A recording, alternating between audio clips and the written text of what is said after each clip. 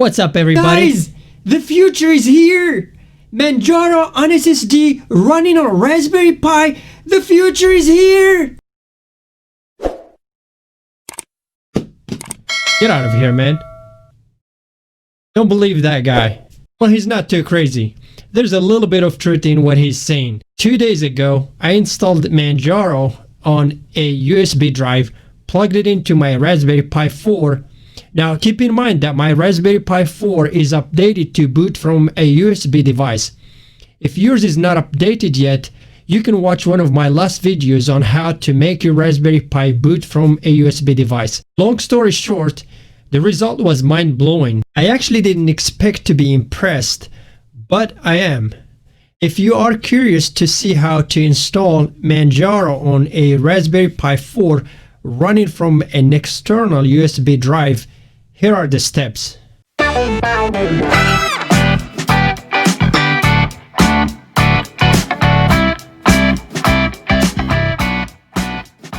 Okay, using your PC or Mac, you need to first download a copy of Manjaro, which is available on manjaro.org. Go to Editions, ARM, Raspberry Pi 4, and select Raspberry Pi 4 KDE Plasma version. Click on 64-bit version and download it. Once your download is complete, go ahead and start Balena Etcher. If you don't have Etcher already, you can get it. It's free. Select your Manjaro file. You do not need to unzip it. Next, select your SSD device. Make sure you have the right one and click on Flash. The process will take you a few minutes. When flashing is complete, remove your SSD from your PC and insert it in any available USB port on your Raspberry Pi 4, preferably the blue colored USB ports, and let the fun begin. The installation process is very fast and should only take a couple of minutes. During the installation process, you will be asked to choose your keyboard. Mine is US. Enter your preferred username. I left groups empty. Enter a full name. Enter a password and confirm it.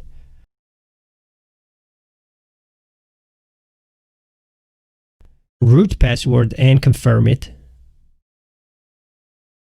Select your time zone. Select your input language. And finally, enter the host name of your choice. If your screen goes blank, don't worry. Allow it a few seconds and the installation will continue. Go ahead and enter your password.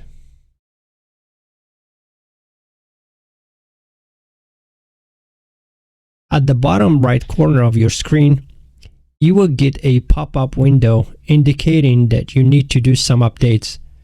Go ahead and do that. Right-click on Package Manager.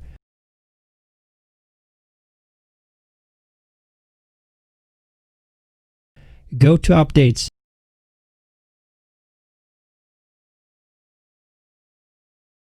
Hit Apply at the bottom and enter your login password. If you are using an SD card, this update process can take up to 30 minutes, but if you are using a solid-state drive, it doesn't take more than 5 minutes, at least in my experience. Okay, now update's complete. Go ahead and reboot one more time.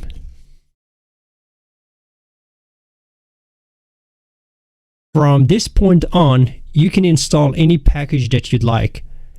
I need to add Chromium and VLC.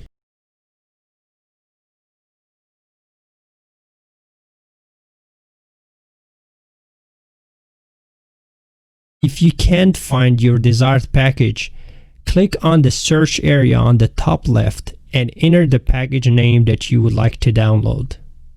When you get this dependencies window, select everything except the two that I left unchecked. If you check them, your installation will not complete.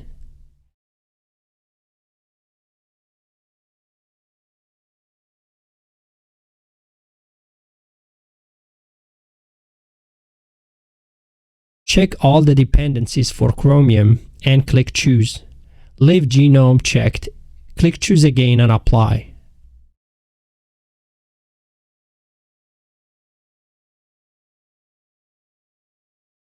If you need to add or remove any applications, simply go to Start menu, Settings, and add Remove Software. As you can see, the system is super fast and everything looks so tight. I am really loving this system. I am placing this next to my Ubuntu Mate as far as speed and ergonomics.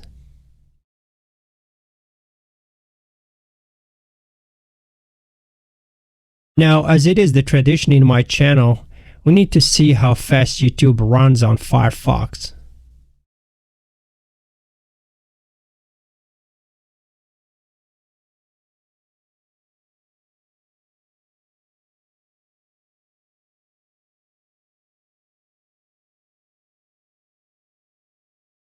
So far so good.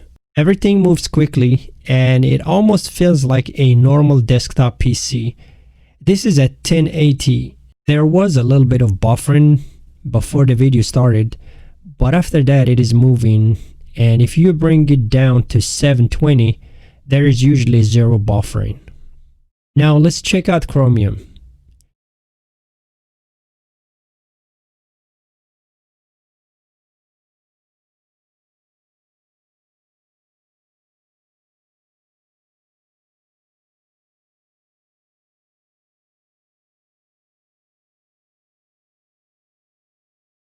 At 1080 it is struggling a little bit, but as I said, if you drop the res to 720, you don't see any freezing or buffering anymore.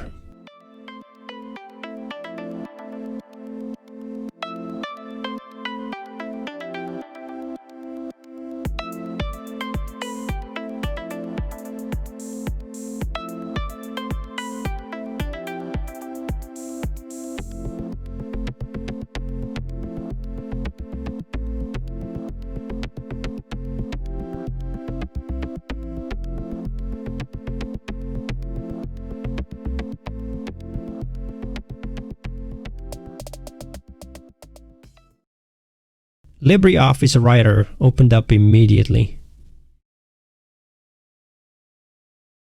Overall, I am really satisfied with the way Manjaro runs on Raspberry Pi. It just feels tight and I like it. Check how quick this moves.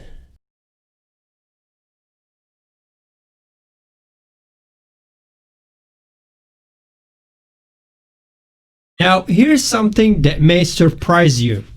This is running on a mechanical USB hard drive.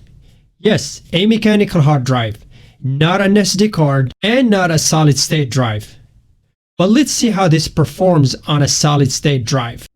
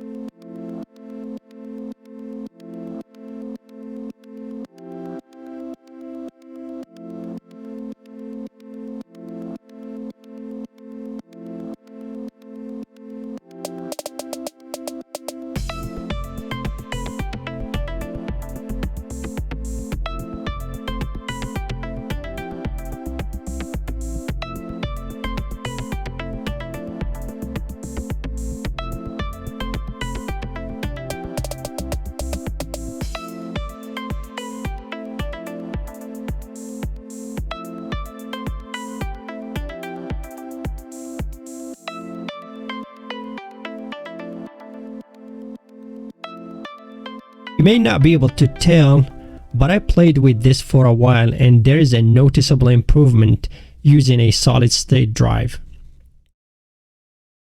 I don't see the need to do any benchmark testing at this point. Honestly, it wasn't even bad with an SD card either. I didn't feel like dragging this video too long and bore you with an SD card demo. As you can see, it is a smooth Linux distro. I am going to be running it in one of my Pis and continue to mess with it and see how well it does for different applications. If I find anything else, I will share it with you, so stay tuned.